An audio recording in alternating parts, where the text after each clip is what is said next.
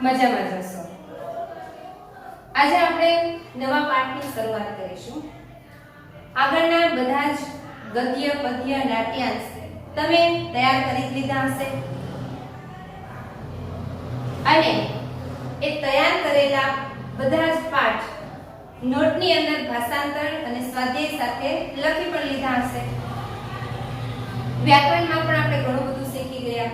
કાળ, કૃદંત, સમાસ એ પણ તમે તૈયાર કરી લીધું હશે અને જો ન કર્યું હોય તો એ તમે જલ્દીથી હવે તૈયાર કરી લેજો। આજે આપણે નવા પાઠની શરૂઆત કરીશું। પાઠ 15। તમને એમ થશે કે 14મો પાઠ તો હજી બાકી છે, પણ 14મો પાઠ છે એ આપણે છેલ્લે રાખીએ છીએ। પાઠ 15 એનું નામ છે જય પરાજયો વા। જય અથવા પરાજય। આની અંદર કોઈ કર્તા કૃતિ છે નહીં। દરેક પાઠની અંદર જ્યાં કર્તા કૃતિ આવે છે એ આપણે તૈયાર કરવાના જ છે, કારણ કે એ કર્તા કૃતિનું 2 માર્ક્સનું જોડકું પૂછાય। આ પાઠની અંદર કોઈ કર્તા કૃતિ નથી। આ પાઠ છે એ કાલ્પનિક છે, હકીકત પણ નથી। પાઠની અંદર યુદ્ધનું પરિણામ આપેલું છે। આધુનિક સમયની અંદર ઘણા બધા યુદ્ધો થાય છે। એ યુદ્ધની અંદર એના જે પરિણામો મળે છે એ ખૂબ ભયંકર હોય છે, તેમ છતાં પણ મનુષ્ય યુદ્ધ કરીએ જ જાય છે। યુદ્ધનો કે વિરામ આવતો જ નથી। તો આવા આ આધુનિક યુદ્ધનું પરિણામ બતાવવા માટે અહીં આ પાઠ લખાયેલો છે। યુદ્ધ તો પહેલા પણ થતા, પ્રાચીન સમયમાં પણ યુદ્ધ થતા। આપણે મહાભારત, રામાયણ એની અંદર આપણે જોઈએ જ છીએ કે એમાં પણ યુદ્ધો બતાવેલા જ છે, પણ એ યુદ્ધ અને અત્યારના જે યુદ્ધ છે એ બંને વચ્ચે ઘણો બધો તફાવત છે। એ તફાવત આ પાઠની અંદર બતાવે છે।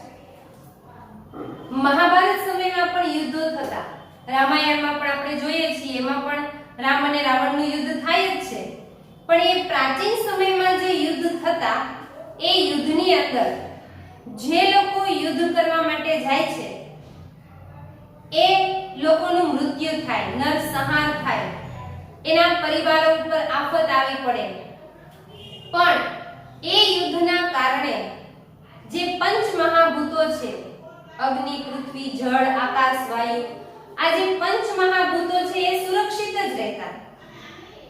એને કઈ નુકસાન થતું નહીં અને એનો ઉપયોગ કરનાર જે પશુ પક્ષી મનુષ્ય છે એને પણ કઈ નુકસાન થતું નહીં।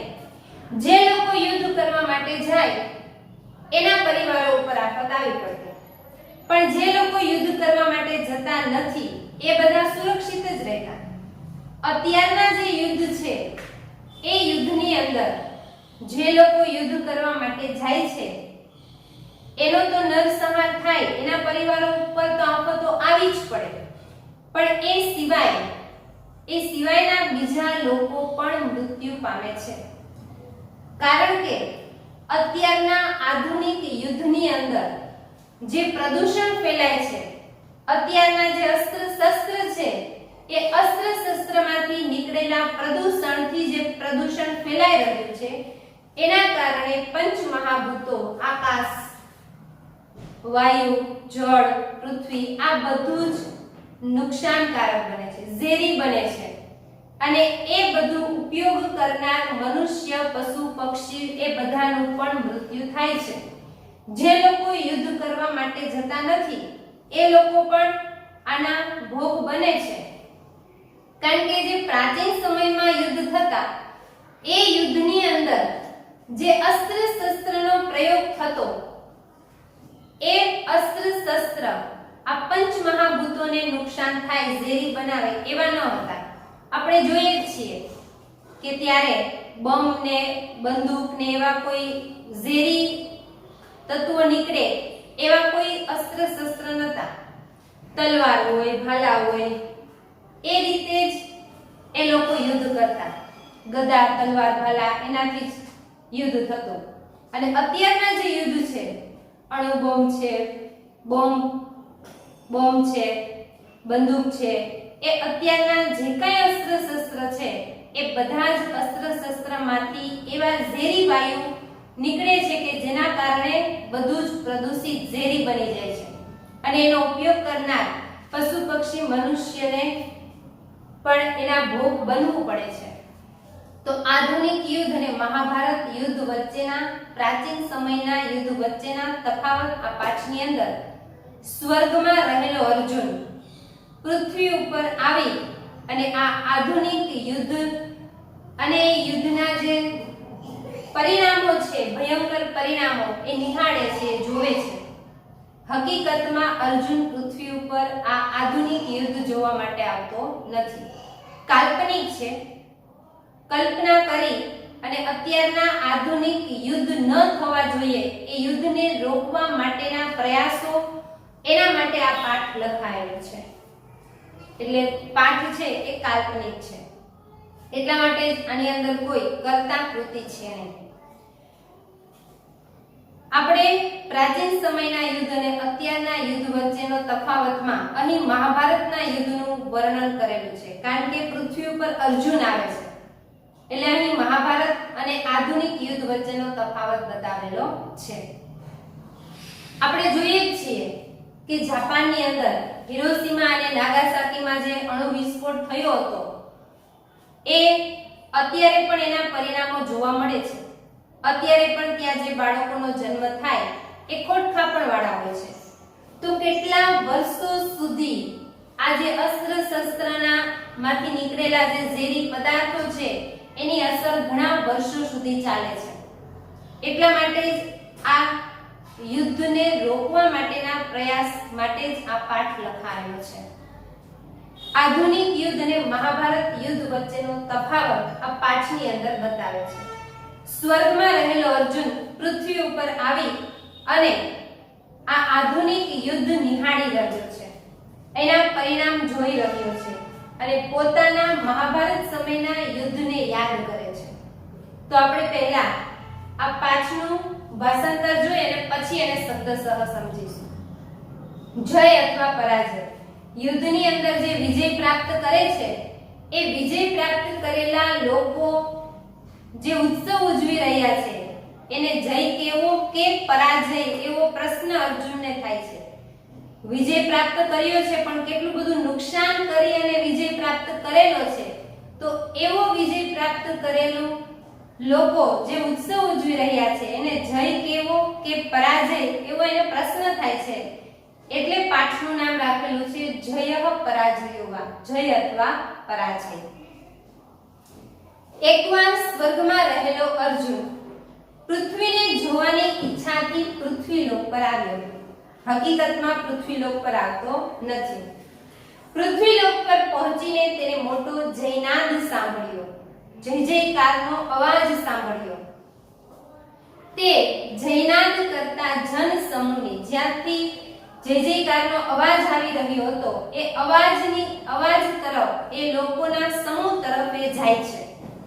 ત્યાં જઈને એ જુએ છે તો વિશ્વયુદ્ધ થયેલું હતું, એ વિશ્વયુદ્ધનો વિરામ થયો હતો અને એમાં એને વિજય પ્રાપ્ત કર્યો હતો, એટલે એ લોકો વિજય ઉત્સવ ઉજવતા હતા। આ વિજય ઉત્સવ જોઈ અને અર્જુનને પોતાના મહાભારત સમયનો લોકો અને ત્યારે જે એને વિજય પ્રાપ્ત કરેલો હતો એ બધું એને યાદ આવે છે। ત્યાર પછી જે પેલા જન સમૂહ હોય છે, વિજય પ્રાપ્ત કરેલો જન સમૂહ, એ આ અર્જુનને જુએ છે। અર્જુન એનાથી અપરિચિત છે, એ અપરિચિત અર્જુનને જોઈ અને એને પોતાના વિજય ઉત્સવની અંદર સામેલ કરે છે, એને પણ બોલાવે છે। અર્જુન પણ ખુશી ખુશી એના વિજય ઉત્સવમાં જોડાઈ જાય છે। થોડા સમય પછી અર્જુનને તરસ લાગે છે। તરસ લાગે એટલે એ પેલા જન સમૂહને એમ કહે છે કે મને એક ઘોડો આપો, હું નગરની બહાર એક મારું જાણીતું મહાભારત સમયનું તળાવ હશે, એને યાદ હશે કે અહીંયા નજીકમાં નગરની બહાર એક તળાવ છે, ત્યાં જઈ અને હું પાણી પી આવું। એટલે પેલો જન સમૂહ છે એ એને ઘોડો આપે છે। ઘોડા ઉપર સવાર થઈ અને નગરની બહાર રહેલા એક જાણીતા સરોવરે જાય છે, જાણીતા સરોવરે એટલે મહાભારત સમયનું જે સરોવર હતું ત્યાં જાય છે. ત્યાં એ જેવો જે પાણી પીવા માટે તૈયાર થાય ત્યાં એક પુરુષનો એને અવાજ સંભળાય છે કે મહાશય, આ પાણી ઝેરી છે, અત્યારે પીવા લાયક નથી.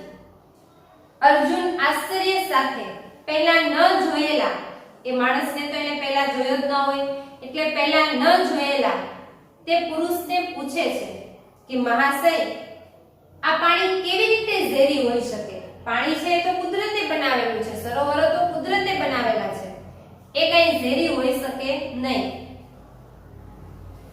પ્રકૃતિ દ્વારા નિર્માણ પામેલા એટલે કે કુદરત દ્વારા બનાવેલા સરોવરો તો હંમેશા પીવાલાયક પાણીવાળા જ હોય છે, એ કઈ ઝેરી હોતા નથી. હવે જે પેલો પુરુષ હતો જેને પાણી પીવા માટે રોકે છે અર્જુનને, એ પુરુષ કેવો દેખાય છે? તો કે એનો અવાજ યુવક જેવો છે, શરીર વૃદ્ધ છે, તૂટેલા દાંત છે, વાળ સફેદ છે અને હાથમાં એક લાકડી છે. એવો પુરુષ અર્જુનની પાસે આવે છે. પહેલા ન જોયેલા તે પુરુષને જોઈને અર્જુન આશ્ચર્યચકિત થયો, કારણ કે અવાજ એનો યુવક જેવો હતો, શરીર વૃદ્ધ થઈ ગયું હતું, એટલે એને નવાઈ લાગે છે. અને આવા પુરુષને જોઈ અને એને મહાભારત સમયના બળવાન લોકો યાદ આવી જાય છે કે મહાભારત સમયમાં તો લોકો કેવા બળવાન હતા, જાડા હતા, અને આ યુવક કેવો છે એમ, કારણ કે શરીરથી વૃદ્ધ દેખાતો હતો, અવાજ યુવક જેવો હતો, વાળ સફેદ હતા, હાથમાં લાકડી ધારણ કરેલી હતી, એટલે એને મહાભારત સમયના લોકો યાદ આવે છે અને એ યાદ કરી અને દુખી થાય છે. શા માટે દુખી થાય છે? કે અત્યારના આધુનિક સમયના જે લોકો છે એની હાલત કેવી થઈ ગઈ છે, એની દશા જોઈ અને એને દુઃખ થાય છે. આની આવી દશા જોઈને અર્જુને આશ્ચર્ય સાથે પૂછ્યું પેલા પુરુષને કે તમે કોણ છો? કેવી રીતે તમારી આ દશા થઈ? હવે પેલો પુરુષ છે એ જવાબ આપે છે કે હું આ દેશનો એક સૈનિક છું. કેટલાક મહિનાઓ વીતી ગયા પહેલા ઘણા દેશો વચ્ચે પરસ્પર યુદ્ધ થયું હતું. તેમાં વિવિધ શસ્ત્રોનો પ્રયોગ થયો હતો. તેના કારણે જળ, સ્થળ, વાયુ, આકાશ એ બધું છે એ પ્રદૂષિત બની ગયું છે, ઝેરી બની ગયું છે. હું ઈ કે શું કહું? શસ્ત્ર અને અસ્ત્રમાંથી નીકળેલા પ્રદૂષણથી આ બધું પ્રદૂષિત અને ઝેરી બની ગયું છે. આ સરોવરનું પાણી પણ એના કારણે જ ઝેરી બન્યું છે. અહીં આ પાણી પીને તો ઈ કે મારી આવી દશા થઈ ગઈ છે. આ પાણી પીને મારો પુત્ર દ્રષ્ટિ ગુમાવી ઊંડા કૂવામાં પડી અને મૃત્યુ પામ્યો છે. પેલો જે સૈનિક છે એવું કહે છે કે આ પાણી પીને જ મારી આવી દશા થઈ. આ સરોવરનું પાણી પીને જ મારા પુત્રએ દ્રષ્ટિ ગુમાવી અને ઊંડા કૂવામાં પડી મૃત્યુ પામ્યો. આ સરોવરનું પાણી પીને જ મારી પત્નીનો શ્વાસ રૂંધાતા એનું પણ મૃત્યુ થયું. એટલા માટે હું અહીં કે રહું છું, પણ એટલા માટે રહું છું કે અહીં જે પશુ પક્ષી અને માનવો પાણી પીવા માટે આવે તો એને હું આ પાણી પીતા અટકાવું છું. કારણ કે હું તો આ પાણી પીને અનેક તકલીફો ભોગવી રહ્યો છું, પણ અનેક તકલીફો ભોગવવા છતાં પણ હું અહીં એટલા માટે રહું છું કે મારા જેવી હાલત બીજા કોઈ પશુ પક્ષી અને મનુષ્યની થાય નહીં. આ બધું સાંભળી અને અર્જુનને મહાભારત સમયના યુદ્ધનું પરિણામ યાદ આવે છે.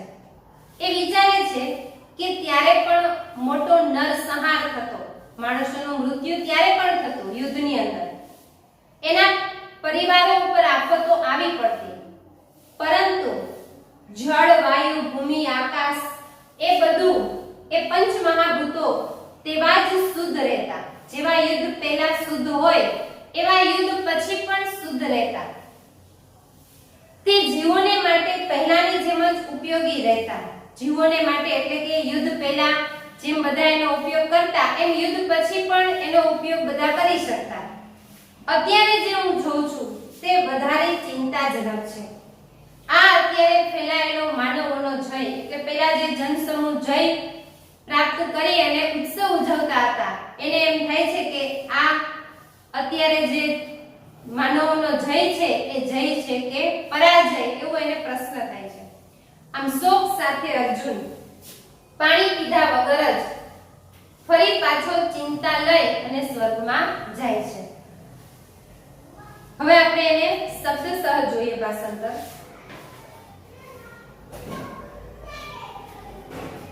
એકદા એકવાર સ્વર્ગ સ્થિત સ્વર્ગમાં રહેલો. હવે વિદ્યાર્થી મિત્રો આપણે સમાસ શીખી ગયા છીએ એટલે સ્વર્ગ સ્થિત એ સમાસનો જવાબ હવે આવડતો જ હશે કે ઉત્તર પદની અંદર આપણ આશ્રિત ગત સ્થિત જેવા શબ્દો હોય તો કેવો સમાસ થાય? દ્વિતીય તત્પુરુષ સમાસ. આપણ આશ્રિત ગત સ્થિત જેવા શબ્દ ઉત્તર પદની અંદર હોય તો દ્વિતીય તત્પુરુષ સમાસ બને. અહીંયા છે સ્થિત એટલે દ્વિતીય તત્પુરુષ સમાસ. એકવાર સ્વર્ગમાં રહેલો અર્જુન અર્જુન પૃથ્વીને દ્રષ્ટુકામ જોવાની ઈચ્છાથી.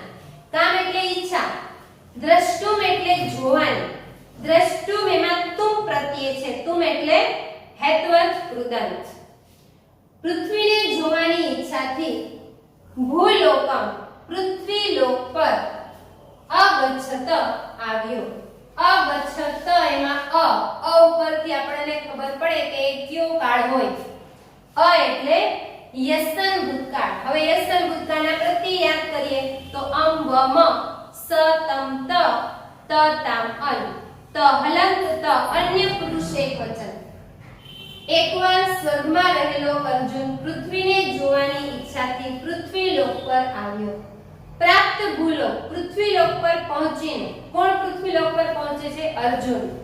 પ્રાપ્ત ભૂલોક શબ્દ છે અર્જુન માટે વપરાય છે કે જે પૃથ્વી લોક પર પહોંચે છે તે એવો અર્જુન.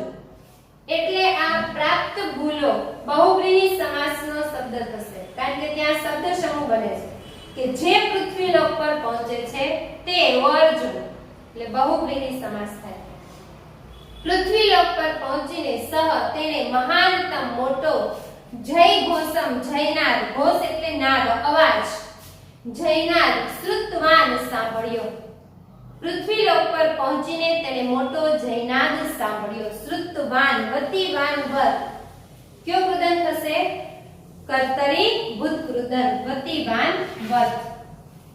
સહ તે જયઘોષ કારકમ જયનાદ કરતા જન સમૂહસ્ય જન સમૂહની લોકોનો સમૂહ ષષ્ઠી તત્પુરુષ સમાસ થાય. જન સમૂહ લોકોનો સમૂહ ષષ્ઠી તત્પુરુષ સમાસ. જયનાદ કરતા જન સમૂહની સમીપમ પાસે ગચ્છતી જાય છે. ગચ્છતી પ્રત્યય મી વહ મહ સી થ થ તી તહ અંતિ. ક્યાં કાળનું છે? વર્તમાન કાળ અન્ય પુરુષ એકવચન. સદ્ય તરત જ વિરમતી. વિરમતી એટલે અટકેલું, થોભી જવું. સદ્ય તરત જ વિશ્વયુદ્ધનો વિરમતી વિરામ થયેલો એટલે પૂરું થયું. તરત જ વિશ્વયુદ્ધનો વિરામ થયેલો એટલે લબ્ધ વિજયા વિજય પ્રાપ્ત કરેલા. જનાહા લોકો વિજય ઉત્સવમ વિજય ઉત્સવ અનુભાવયંતઃ ઉજવતા હતા. અનુભવતા હતા અથવા તો ઉજવતા હતા. આસન એટલે હતા. લબ્ધ વિજયાન કયો સમાસ થશે? લબ્ધ. પૂર્વ પદની અંદર લબ્ધ અને જાત જેવા શબ્દ હોય તો કયો સમાસ થાય? બહુવ્રીહી સમાસ. લબ્ધ વિજય એમાં પણ શબ્દ સમૂહ બને છે કે જેણે વિજય પ્રાપ્ત કરેલો છે તેવા. જેણે વિજય પ્રાપ્ત કરેલો છે તેવા. લબ્ધ અને જાત જેવા શબ્દ હોય પૂર્વ પદની અંદર ત્યારે પણ બહુવ્રીહી સમાસ થાય કારણ કે ત્યાં શબ્દ સમૂહ જ બનતો હોય છે. વિજય પ્રાપ્ત કરેલા લોકો વિજય ઉત્સવ ઉજવતા હતા. તાન દ્રષ્ટવા તેને જોઈને. દ્રષ્ટવા ત્વા પ્રત્યય ત્વા ત્ય ય સંબંધ ઉત્કૃદન. તેને જોઈને અર્જુનઃ અપી સંધિ છૂટી પડે. અર્જુનઃ પ્લસ અપી. અપી એટલે પણ.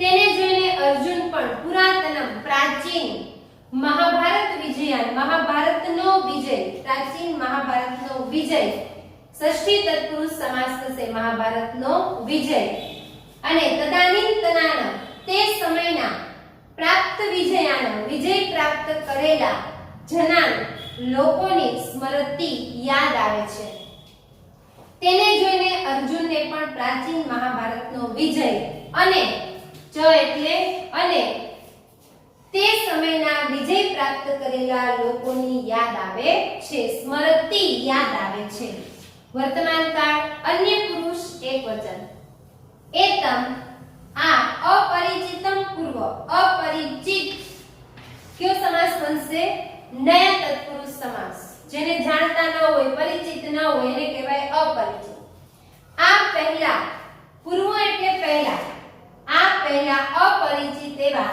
સમુપસ્થિતમ એટલે હાજર રહેલા સમુપસ્થિતમ એટલે હાજર રહેલા આ પહેલા અપરિચિત એવા હાજર રહેલા અર્જુનને તે જનાહ તે લોકો એટલે જે વિજય ઉત્સવ ઉજવતા હતા એ લોકોએ સ્વકીય પોતાના વિજય ઉત્સવમાં યોજિત વંતઃ એટલે જોડ્યો સામેલ કર્યો આ પહેલા અપરિચિત એવા હાજર રહેલા અર્જુનને તે લોકોએ પોતાના વિજય ઉત્સવમાં જોડ્યો અર્જુન પણ જાત હર્ષ પામેલો કોણ હર્ષ પામે છે તો કે અર્જુન જે હર્ષ પામેલો છે તે એવો કોણ તો કે અર્જુન હમણાં જ આપણે જોઈ ગયા કે પૂર્વ પદની અંદર જાત અને લબ્ધ જેવા શબ્દ હોય તો કયો સમાસ બને બહુવ્રીહી સમાસ જાત હર્ષ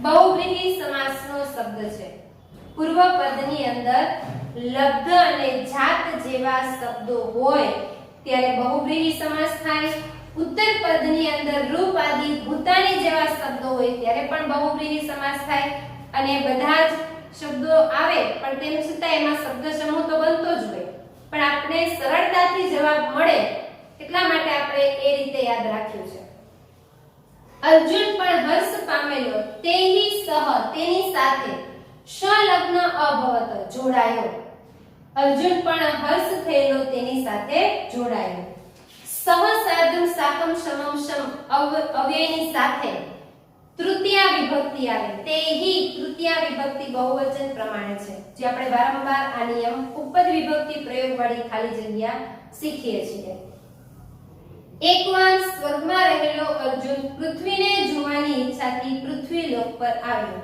પૃથ્વી લોક પર પહોંચીને તેણે મોટો જયનાદ સાંભળ્યો તે જયનાદ કરતા જન સમૂહની પાસે જાય છે તરત જ વિશ્વયુદ્ધનો વિરામ થયેલો એટલે વિજય પ્રાપ્ત કરેલા લોકો વિજય ઉત્સવ ઉજવતા હતા અથવા અનુભવતા હતા તેને જોઈને અર્જુનને પણ પ્રાચીન મહાભારતનો વિજય અને તે સમયના વિજય પ્રાપ્ત કરેલા લોકો યાદ આવે છે આ પહેલા અપરિચિત એવા હાજર રહેલા અર્જુનને તે લોકોએ પોતાના વિજય ઉત્સવમાં જોડ્યો અર્જુન પણ હર્ષ થયેલો તેની સાથે જોડાયો સમાસના શબ્દો આપણે જોઈએ તો સ્વર્ગ સ્થિત ઉત્તર પદની અંદર આપનાશ્રિત ગત સ્થિત જેવા શબ્દો હોય તો દ્વિતીયા તત્પુરુષ સમાસ બને પ્રાપ્ત ભૂલો બહુવ્રીહી સમાસ જે પૃથ્વી લોક પર પહોંચ્યો છે તે એવો અર્જુન